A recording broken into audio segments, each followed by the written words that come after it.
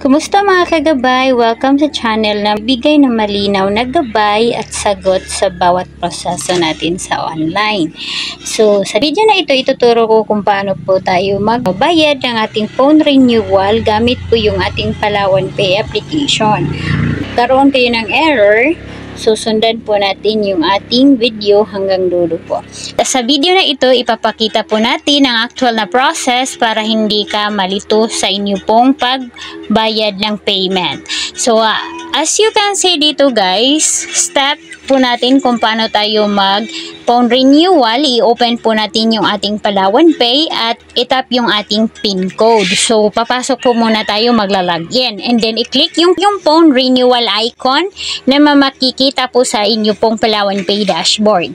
Ilagay yung mga details sa inyong phone ticket. So, una po guys, yung phone ticket na makikita natin is last name of the phoner. So, bali yung last name nyo po na makikita doon sa official receipt ng inyong pong phone ticket.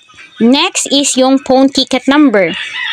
So, sa phone ticket number po guys, nagsisimula po yan sa 3 letter. And then, kasunod yung year na kung kailan tayo kumuha ng ating jury or yung ating sangla. And then, next po diyan guys is yung 7-digit number. So, let's start na po guys na bayad po ng ating phone renewal. So, una po guys, so syempre, naka-open na po yung ating Palawan Pay dashboard. Pagkatapos po dyan, itap po natin yung anyo pong phone renewal. And then, after, so, yan po yung makikita natin, phone renewal. Ipasok yung phoner last name. Make sure na sa inyo po yung inyo pong phone ticket or yung phone official receipt. And then, dito po yung ating Sugi card. But, optional lang po yun kung meron po kayo. And then also, dito i-explain po natin ng mabuti guys. Dito, yung phone ticket number.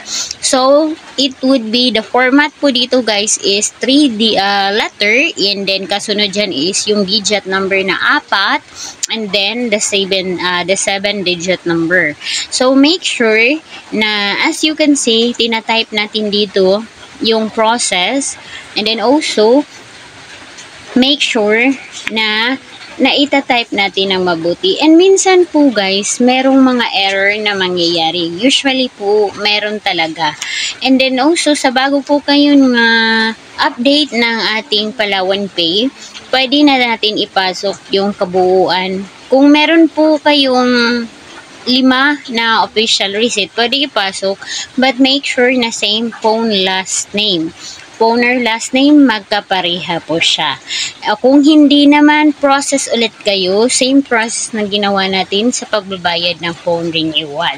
Hindi po natin siya isama kung hindi same last phoner name. Then dito guys is, as you can see, dito natin ipapasok. So, remove phone ticket number. So, bali ganito po kasi guys, yung naipasok po kasi natin, sample lang po yan. Hindi po yan mag-proceed. But yung totoo talaga, kung meron tayong phone ticket number na ipapasok kung tama, dapat po, ito po yung mangyari. So, napasok na lahat yung phone ticket number, tama na po. I-click po natin yung next. So, i-check yung details kung tama and next. Then, i-review yung payment details and click. Makikita po natin yung computation within po kung tama po yung ating renewal details. Yung meron pong phone renewal summary yung makikita po dyan.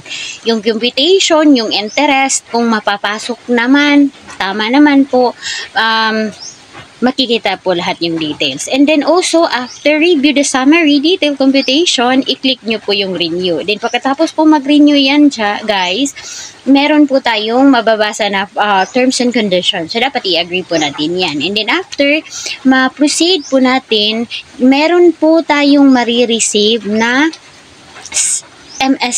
SMS notification, which is ma-receive ng isang Palawan Pay user. And also, yung inyo pong phoner number, dapat makareceive po siya ng confirmation na nakapagbayad na po yung nabayaran na po natin yung inyo pong phone ticket. And also, next na after that, makareceive ng bagong phone ticket, which is yun po yung gagamitin natin on the next month. Now, dito na po natin makikita yung problem. Kung hindi po tayo naka-receive ng text message or yung bagong phone ticket number, try to call po dito sa ating hotline or pwede tayo mag-call sa hotline ng Palawan Pay para makapag-assist po sila. Kung hindi naman, makipag-coordinate po tayo sa branch. Well, anyway po guys, wag po tayong ngayon due date. Tapos, ngayon din po tayo mag-i-inquire. Hindi po, bigyan po natin ng time na yung isang company or yung institution, isang firm is makapag-check po muna ng details para po mabigyan po tayo ng bagong solution. Kasi minsan based doon sa my experience, minsan magagalit kasi hindi po na-actionan agad. Dapat po magpa-inform po kayo ahead of time before the due date po. So guys, so yan po muna yung ating video. So guys, kung nakatulong naman yung ganitong video, huwag po natin kalimutan mag-subscribe, mag-like, mag-share para po marami pong makaalam po sa ating video. And kita-kits next time. Bye-bye!